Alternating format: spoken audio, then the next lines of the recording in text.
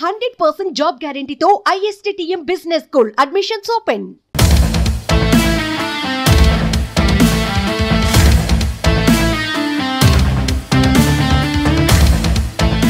తెలంగాణ ఆంధ్రప్రదేశ్ మధ్య కీలకమైన గుంటూరు నుంచి సికింద్రాబాద్ వెళ్లాలంటే సుమారు 5 గంటల సమయం పడుతుంది. ఇక నుంచి గుంటూరు మీదుగా సికింద్రాబాద్ 3 గంటల్లోనే చేరుకోవచ్చు. ఎప్పటి నుంచో ఈ మార్గంలో డబుల్ లైన్ చేయాలనే డిమాండ్లు వెల్లువెత్తుతుండడంతో కేంద్రం స్పందించింది. ఇందుకు పచ్చజెండా ఊపింది. దీంతో ఈ 2 మార్గాలలో సమయం మరింత దగ్గరుంది.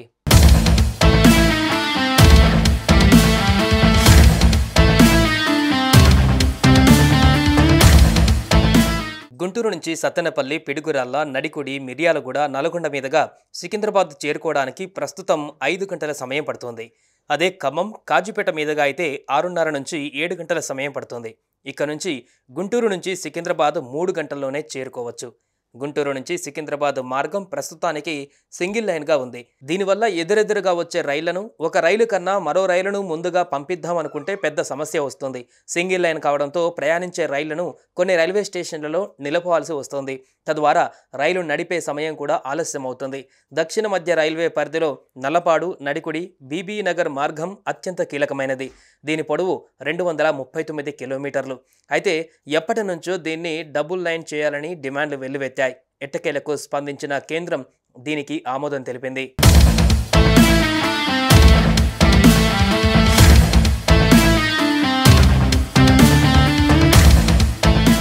డబుల్ లైన్ ప్రాజెక్టు నిర్మాణ వ్యయం 2,854 కోట్లు అవుతుందని అంచనా.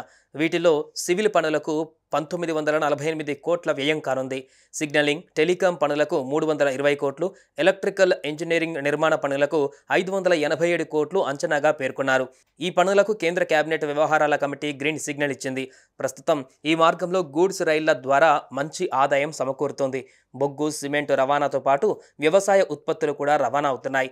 2 లైన్లు నిర్మాణం జరిగితే ఎంతో ప్రయోజనం చేకూరనుంది.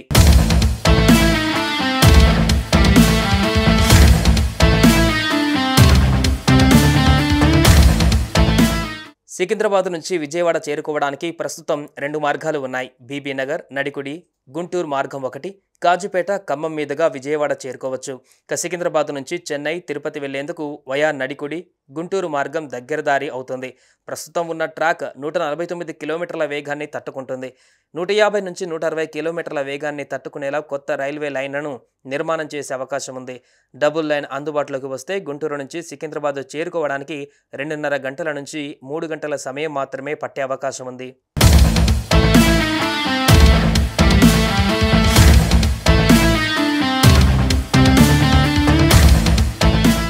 సుమన్ టీవీలో మీ పర్సనల్ అండ్ బిజినెస్ ప్రమోషన్స్ కోసం కింది నెంబర్కి కాంటాక్ట్ చేయండి.